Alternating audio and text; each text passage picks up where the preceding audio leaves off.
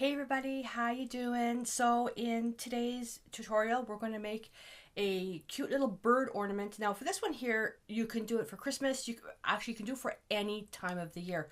Now I'm going to create mine one way, but I'm going to show you some options for creating it another way.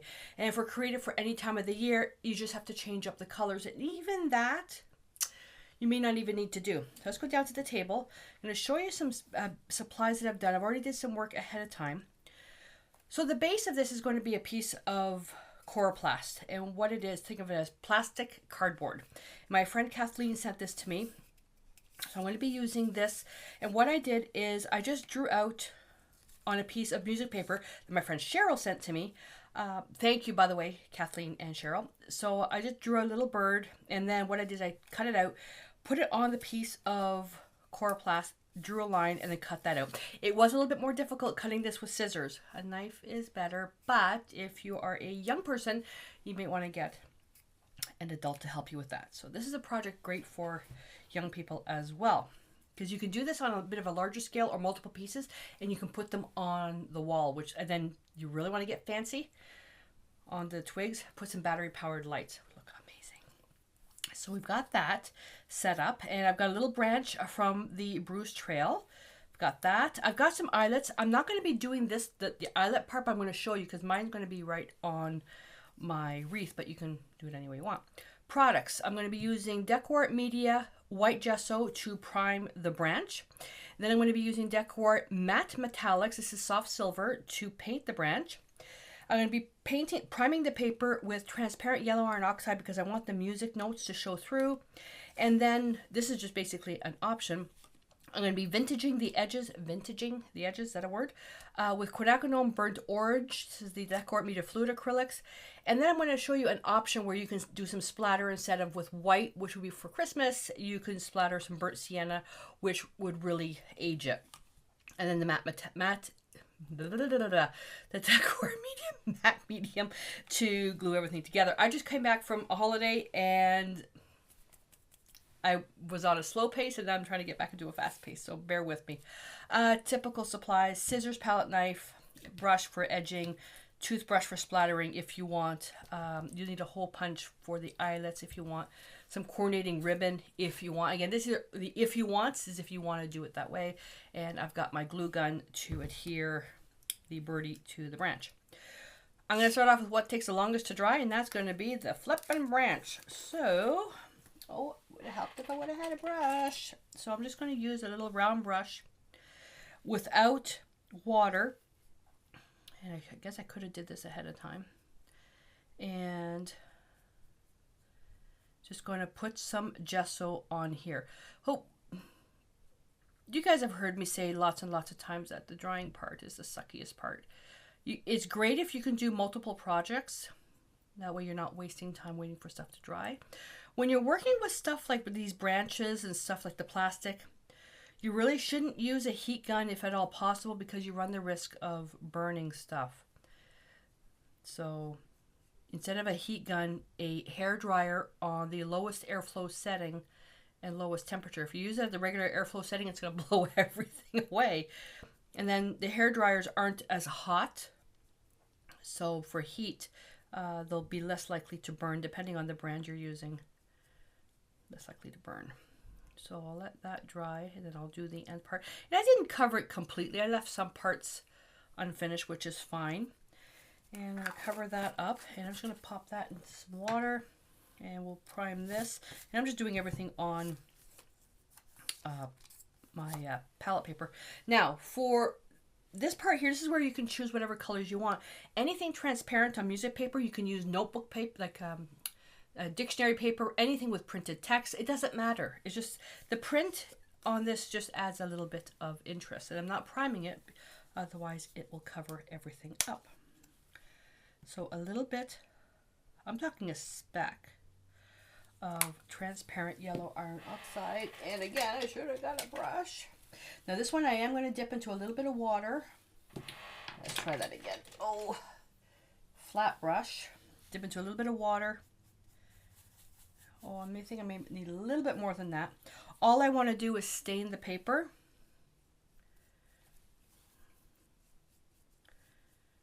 just want to stain the paper a little bit darker than what it is. So I'm using the natural color of the paper to do a lot of the work. Let me just put a little bit more. Actually, I'll just be able to take it right from the lid because I'm a slob when it comes to the cleaning up the lid.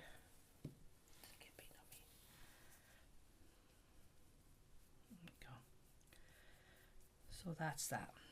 So we'll put that over there. And the prep work that I did ahead of time on the coroplast was I put a thin layer of gesso on this. What it is, I took some fine sandpaper. I believe it was a 320 grit sandpaper, and I just lightly sanded it to get rid of the shine. Then put a little bit of gesso on here just to create some tooth. Now you may be okay gluing directly on cardboard because that's paper based, but when it comes to plastic, because it's slick, sometimes stuff will become slippery. So even if you just take, you know, even steel wool or kitchen sponge and just kind of scrub, and just, you want to just get a little bit of extra tooth in there. All right, so I'm going to let that dry for just a little bit longer. And yeah, so we're going to wait a few minutes to come back, and then we'll paint the branches and edge the little birdie. All right, so a little bird. So let's see how much darker it is. That was the original color. And that's the new color, just a little bit darker. And you can see how easy it is now to, you know, work this to whatever decor you have. You know, you can do anything transparent. Okay. And now for the edging, I'm going to use quinacridone burnt orange, and you can use transparent red iron oxide. You can use even burnt sienna. The burnt sienna is a little bit more opaque, so you just have to be a little bit more careful when using that, because this is really vibrant. So what I'm going to do is I'm going to take my little bristle brush here, roll it, then go into a paper towel, get the excess off of there, and start from the outside and go towards the edge. And all I'm doing is I'm creating a nice little shading effect on here. So this works best with a bit of a thicker paper. Now, if quinacridone burnt orange isn't your jam, then burnt sienna is another great color. A popular color that's used as well when I was doing this effect with true vintage pieces is burnt umber. Raw umber is a little bit too dull, but you can take quinacridone burnt orange. You can dull down the intensity a little bit with the burnt sienna as well, and just test it on a piece of scrap paper first. And see, by going into the piece, it's really darkening this edge without darkening the flat part of the paper. But like I said, these projects that I'm doing are just jump off points to inspire you to create your own. And these little things too, let's say you don't want to create an ornament, you can put this on a card, on an ATC, an iCAD, you know, and all these little fancy words for art. Miniature art, small art, whatever you want to call it. And you just repeat the step until you have the intensity that you want. Now, if you really want to glorify the vintage effect, almost like a vignette, you can take this and go really far and just have the highlight, this yellow part, show right about here. You can just go right into, let me just do a little bit. I'll probably end up doing it anyways, because you know that I let the pieces speak to me to tell me what to do. So you can go really deep into this, and then, so you have just a little bit of the highlight showing. Then you can take, let's say, the burnt sienna. I totally veered off what I wanted to do now. Let me just bring that a little bit deeper. And then I can repeat the same steps, just using the burnt sienna, but even less, and just work the edge. And what this is going to do is just really, it's going to just deepen up the edge of the piece without the intensity. See? So you can do that. You just got to be a little bit more careful so you don't get too dark, or doesn't really matter. You can alternate the circles. I'm going counterclockwise, then clockwise. And alternating the direction of the circles is useful if what you're doing this on is really thick.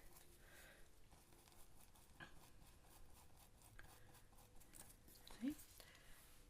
You have that really aged. So you've got transparent yellow iron oxide, then quinacridone burnt orange, and then burnt sienna. So quinacridone burnt orange is one of those kind of oddball colors that I use. Transparent red iron oxide is great, except Decor discontinued it in the fluid acrylic line. I don't know why. So I could go over to Traditions. But you can also just take a burnt sienna and then add a little bit of matte medium to it. It won't be as intense though. You can add maybe a little bit of quinacridone magenta to it. So it's more of an experimentation on the colors that you want to use. And that's a shame that I didn't need all that paint. So because we did the dry brush without any water added to that, it's dry already. So we're going to glue this little birdie down. And you can use, why is this new? That's new. Uh-oh. I don't know why that's new. I have one that's already open. Gisele, what are you doing? Oh, I don't know where it is. Okay. Well, it's open now. So it doesn't matter if you want to put the matte medium on the piece. You can use whatever glue you have.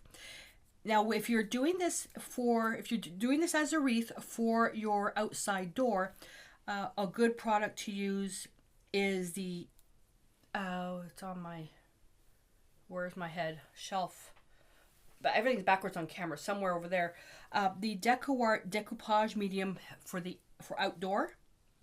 That was really good for that. And then you could just seal it with the same product. Or just varnish it with Duraclear.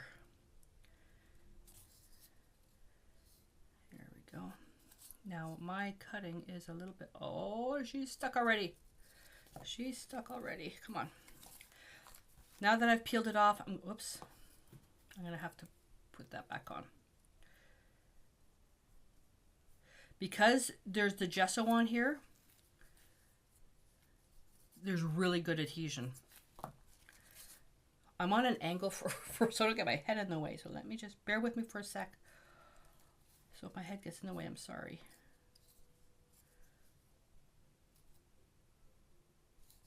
There we go.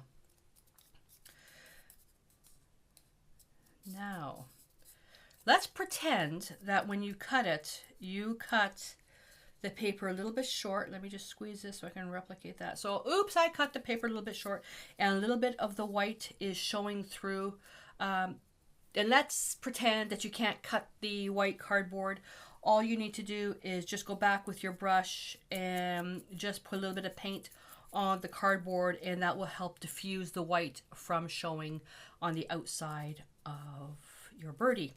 The other thing we could have done is when you're doing your dry fit is you could just put a base coat over the gesso of the paint, and that will help as well. Okay, so that's that. Oh, not finished yet. I'm going to take another layer of the matte medium and just put it on top of the birdie. Just gives extra protection depending on where this is going. If you're doing this as a gift, always think of the worst case scenario for where it's going to be. So always think it's going to be in a bathroom next to a shower, or even in a kitchen where there's lots of humidity. So you could coat with anything outdoor. You know, if you've got extra pieces that are collage, matte medium on top will help fuse everything together. Put you over there to dry. Now, this one here, I'm going to get another flat brush. I'm going to turn this around because I don't want any paint touching this. So the matte metallics, it's exactly what it sounds like, matte metallics. There we go. It's a beautiful soft finish. And I didn't put the gesso on the bottom because I just wanted to see what it would happen without the gesso. because this is a new product from Decor. I just started using it, and I kind of addicted to it because some of the metallics, although they're beautiful, they're really super shiny. And there is another product that they have that I ordered just to try it. They're super shiny metallic. But this one here is really soft. And I tried replicating it by taking matte medium and and all that stuff, but it's just not quite the same. But I know a lot of you out there are in part of the world where it's almost impossible to find these products, so it's always nice finding a way to make something similar. And it's neat, all that paint. But I could always add another coat if I wanted to. So look how, not super duper shiny, but it just gives enough. Now with these, there's also different colors. So I don't know if you can see right there. Where's my thing? Right there. You can get the branches, paint them all different colors, and then change up your decor throughout the season. So instead of gluing the bird to this, there's a piece of Velcro. Use a little piece of Velcro if you wanted to. All right. So that's that. And with metallics, I avoid speeding up the drying time with a heat gun as well. They seem to bubble really fast. Just going to clean that up there. Alrighty, so I'll come back in a few minutes when this is dry. I'm going to fire up my glue gun. And, oh, speaking about the glue gun. Now that my arthritis is gone, it's easier to use this. The glue gun is still big when doing fine stuff. So I know at the big box art stores you can get little glue guns. But the sticks are really small. So that's just something you have to do a balance act on, is, whether you prefer the cordless feature versus, doing something really small. So I have both. And I got a few emails that people couldn't find these anymore. I'm pretty sure they're still made. It's a Ryobi line, so it's oh my god, is it unique to Lowe's or Home Depot? I think it's unique to Lowe's. So there's Lowe's in the United States and Canada, so you can try looking there, but I'm pretty sure they're still made because it's battery powered. It's the one system, so this battery fits all their tools, right? Fire you up. So hopefully that answered that question. And then the balancing act between small glue gun and big glue gun. Oh, and the temperature of the glue sticks, just go for a general temperature, because unless you're doing something very specific, just the general glue stick will be fine. All right, so I'll see you in a few minutes. If you want to add a splatter of this, so if you wanted to add, let's make it more Christmassy, you can take a toothbrush, dip it into some paint, and then if you're holding it this way, you can take your finger and then do this, and the bristles will fly this way. Okay, not this way, because if you go like this, and the paint's gonna fly like this.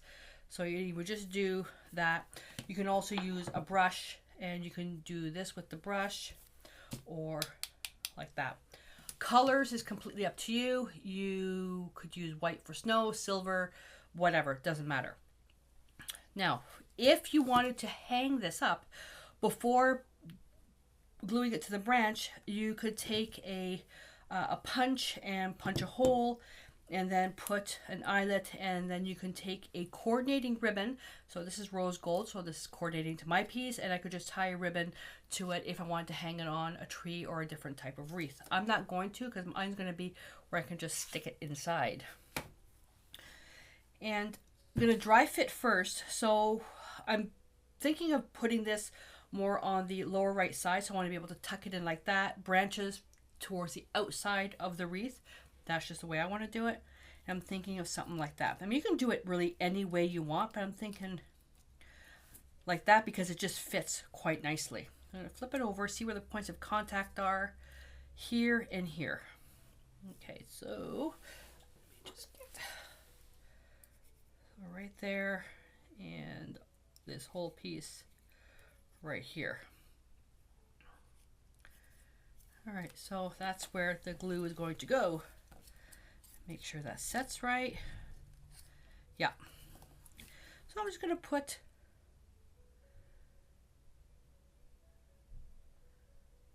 a little bit of glue there. And drop it, flip it, and just adjust it. You can use any glue you want. Now, the nice thing about the hot glue is that it sets pretty quickly. So once you get it down there, it thickens up, it starts to cool off, and it hardens, so you don't have to clamp it or anything. But if you're using regular glue, what you may want to do is, if you do it this way, is maybe put something not too heavy, but maybe something like that on top of it, just to make that contact. Here we go. And then once that's in there, even if it was glue, you can come back in with more glue just to create a seal. So you could just come in like that. And you're just filling in the little holes,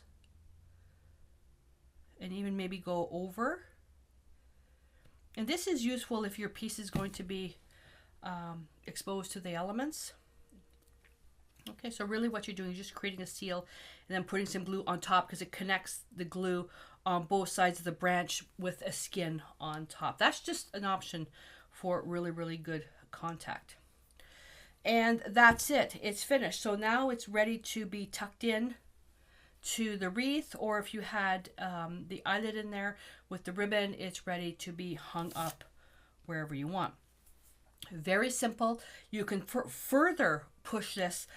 You could take a little rhinestone and put it in there for the eye. You can take a piece of fabric. That would have been actually kind of cool. And no, I'm not going to get sidetracked. A piece of burlap cut for a wing. You could take some silver glitter and put that on the branch. So you can do a whole bunch of different things with this. Really, this is a really good project if you have young people, a whole bunch of them, and then everybody does something different. In saying that, what I'd like you to do is, take a look at this and create your own version of this project, and post a picture below along with what you did, or if any changes that you've made. And that would also inspire other people to create projects based on your rendition. It just kind of creates a whole bunch of similar pieces, but all a little bit different. Alrighty, so I hope that you enjoyed this, and until I see you in the next project, stay inspired.